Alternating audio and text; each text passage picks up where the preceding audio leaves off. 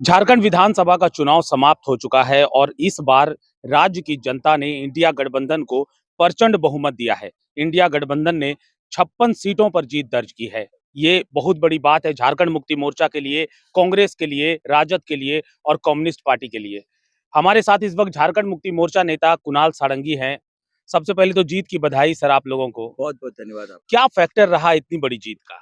देखिए, कोई एक फैक्टर नहीं था, कॉम्बिनेशन ऑफ मेनी फैक्टर्स था। सबसे महत्वपूर्ण चीज़ ये थी कि झारखंड के जो सबसे निचले पायदान पर बैठा हुआ व्यक्ति है, उसकी क्या ज़रूरतें हैं, उसकी क्या आवश्यकताएँ हैं, उसकी क्या आकांक्षाएँ हैं, उसको समझते हुए जब राज्य सरकार कोई जन कल्याणकारी योजना बनाती है और वो धरातल पर इम्प्लीमेंटेशन उसका बेहतर तरीके से होता है, तो निश्चित रूप से राज्य की जनता एक सकारात्मक तरीके से प्रभावित होती है। और संभवतः देश के इतिहास में पहली बार हुआ होगा कि 57 लाख माताओं-बहनों के अकाउंट में लगातार ₹1000 की 4 किस्तें गई और आने वाले महीने से जहाँ वो राशि बढ़कर ₹2500 हो जाएगी। आज़ादी के बाद से संभवतः पहली बार किसी राज्य में एकमुश्त बिजली बिल की माफ़ी की गई। जो मेरा गृह क्षेत्र है, जहाँ मेरा घर है, बहरागोड़ा जो इलाका है इस जिले का, वो बहुत कृषि प्रधान इलाका है। मैं व्यक्तिगत तौर पर कम से कम 25 लोगों को जानता हूँ, जिनकी बिजली बिल की माफ़ी ₹1,00,000 से ज़्यादा हुई है और जो कृषि ऋण था केसीसी का, वो भी लगभग ₹50,000 से ज़्यादा था। तो आप समझ सकते हैं कितनी बड़ी आर्थिक राहत एक इतने बड़े तबके को पहुँचाई गई है। पूरे राज्य में लगभग 40 लाख उपभोक्ता परिवारों का बिजली बिल माफ़ हुआ है। और इसके साथ-साथ जो पहले वृद्धा और विधवा पेंशन होती थी, उसमें बाध्यताएँ होती थी बीपीएल कार्ड की, उस बाध्यता को समाप्त किया गया। आज लाखों लोग जिनकी उम्र 60 से ज़्यादा है और जो विधवा 18 वर्ष की ज़्यादा उम्र की है, उनको वो पेंशन राशि मिल रही है। तो ये तमाम जन कल्याणकारी योजनाएँ और इसके अलावा आयुष्मान योजना जब ढंग से काम नहीं कर रही थी, तो कैंसर के इलाज के लिए 10 लाख रुपए तक की राशि राज्य सरकार के द्वारा दी जा रही है। तो जो मैं मेरे कहने का तात्पर्य ये है कि जिस तरह से जन कल्याणकारी योजनाओं को समाज के सबसे निचले पायदान पर बैठे व्यक्ति तक पहुँचाया गया, ये उसी का परिणाम है कि तमाम नकारात्मकता, तमाम डिवाइसिव पॉलिटिकल कैम्पेन्स चलाने के बाद भी भारतीय जनता पार्टी यहाँ नाकाम रही। भारतीय जनता पार्टी ने कई मुद्दों को लेकर ये चुनाव लड़ा।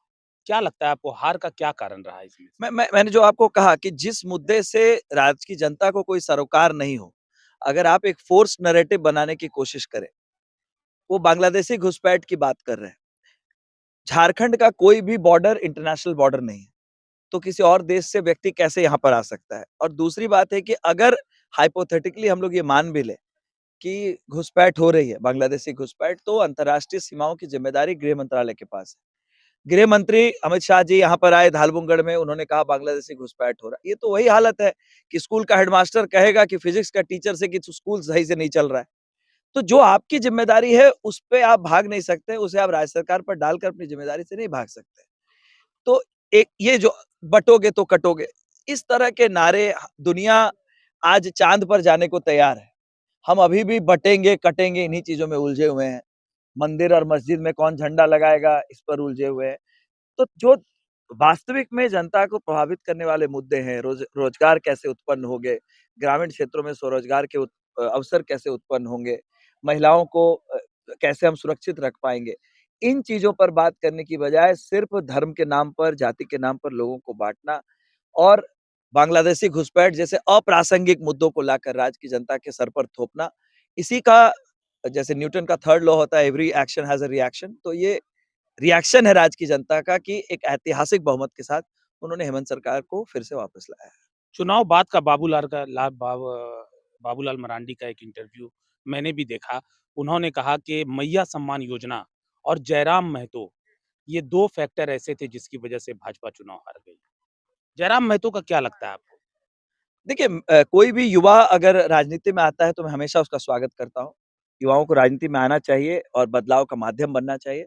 जयराम जी को मेरी शुभकामनाएँ हैं वो विधायक बने हैं, विधानसभा में जनता के मुद्दे को उठाएँगे, जनता के जो सरोकार के मुद्दे हैं उनको स्पष्ट तरीके से रखेंगे और जनता की सेवा करेंगे ये मैं उम्मीद करता हूँ कि इस तरह का काम वो करेंगे। आपकी जीत में उनका कोई योगदान?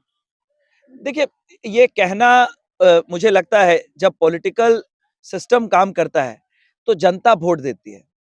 इसके कारण वो जीत गया, उसके कारण वो हार गया, ये कहना सारे लोग अपने-अपने एजेंडा को लेकर चुनाव में जाते हैं, अपनी-अपनी बातों को चुनाव में जनता के समक्ष रखते हैं। अब जनता मालिक होती है लोकतंत्र में, जनता तय करती है किस मुद्दे को अपनाती है, किसको नकारती है। तो ये कहना कि जयराम महतो की वजह से झारखंड मुक्ति मोर्चा जीत गया है, इसकी वजह से वो जीत गया है, मुझे नहीं लगता है कि ये कोई मैच्योर्ड पॉलिटिकल नैरेटिव है।